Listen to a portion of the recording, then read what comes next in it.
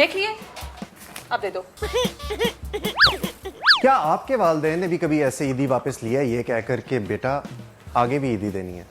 छोटी ईद यानी ईद उल फितर पर छोटे बहन भाई बड़े बहन भाइयों या वालिदैन को उम्मीद भरी निगाहों से देखते हैं। खिदमतें होती हैं और उसका मकसद सिर्फ एक होता है, ईदी निकालो। यूं तो इस्लाम में ईद उल फितर पर तोहफे तहाइफ देने का जिक्र है, लेकिन कैश देने का रिवाज एक कल्चरल चीज़ है। बैंक से नए नए नोट्स निकाले जाते हैं और ईदी लेने वाले तो बहुत खुश होते हैं, लेकिन देने वाले?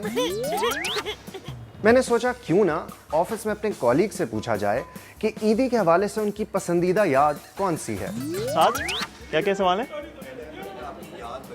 ठीक है, सही है। कोई याद शाद आपको? ईदी ईदी ईदी ईदी दे दो।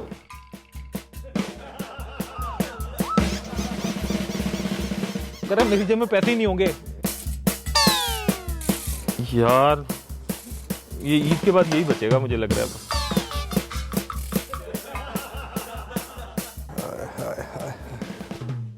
वो ईदी फेर आ गई यार, हमारी रकमें तो गई हैं भैया।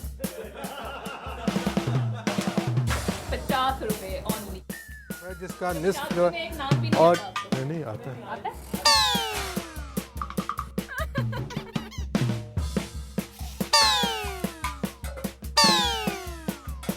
याद, मुझे एक सेकंड याद करने दो। हाँ चलें, ठीक है, याद आ गई।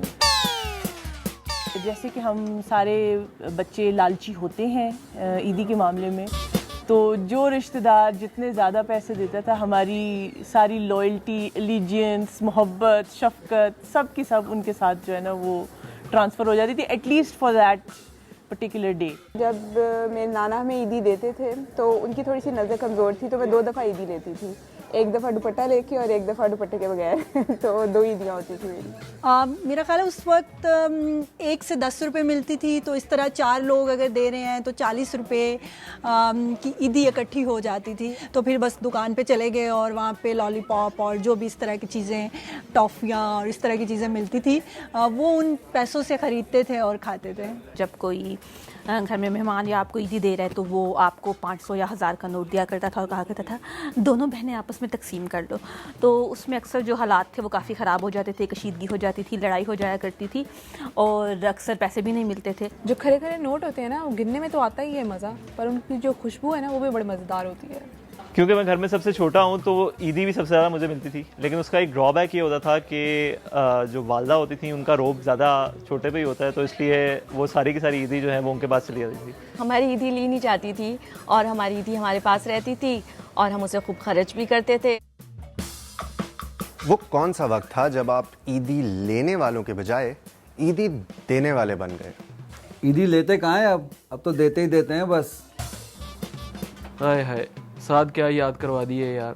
ईदी लेने के तो दिन बहुत पुराने हो चुके हैं, शादी हो गई, अब तो बच्चे हो गए हैं, तो अब तो ईदी देने वाला मामला हो गया है। मामला ख़राब हैं भाई इस दफ़ा। जब लेने के दिन थे तो हमें 10 रुपये 20 रुपये बिल्कुल बचपन में मिलते थे, 100 500 तो बहुत अयाशी हो जाती थी, और अब जब देने का टाइम आया तो 1000 5000 देने पड़ते हैं, तो ये बहुत अनइक्वल और अनफेयर बात है। तो आपका क्या ख्याल है, ईदी लेते हुए कैसा लगता होगा और ईदी देते हुए अब कैसा लगता है? यानी ये जो ट्रांजिशन है ये ज़िंदगी की मुश्किल तरीन ट्रांजिशन है। जहाँ तक ईदी देने का सवाल है तो आई रियली डोंट थिंक कि मैंने कोई बहुत ज़्यादा इस कैटेगरी में कंट्रीब्यूट किया है। क्या करें, कोई भी नहीं दे रहा, लेकिन फिर भी वालिदैन हैं, अम्मी अब्बू हैं, वो देते हैं ईदी, बस उन्हीं की ईदी चल रही होती है। अल्टीमेटली तो घाटे का सौदा ही है। बड़े होने का नुकसान ये है कि ईद जो है वो घाटे का सौदा बन जाती है। ज़ाहिर है कि खुशी होती है बच्चों को ईदी वगैरह देने, ताकि उनको भी ये आस होती है कि बड़े जो हैं उनको कुछ ना कुछ दें। एक ईद के मौका पर ऐसी चीज़ें, मेरा ख्याल है कि ये रवायत जो चली हुई है इसको रहना ही चाहिए। तुम्हें कितनी ईदी मिली? मुझे ईदी नए नवीले नोटों में ही चाहिए। कोशिश करें कि इस ईद पर ऐसे सवाल और फरमाइशें ना की जाए, बल्कि इस त्यौहार को उन अफराद के साथ मनाएं जिनके लिए मौजूदा हालात में इसको सेलिब्रेट करना मुश्किल हो गया है। फैमिली और दोस्तों यारों के साथ बाहर घूमने फिरने जाएं और अच्छे खाने खाएं, और जितनी भी ईदी मिल रही है उस पर शुक्र करें।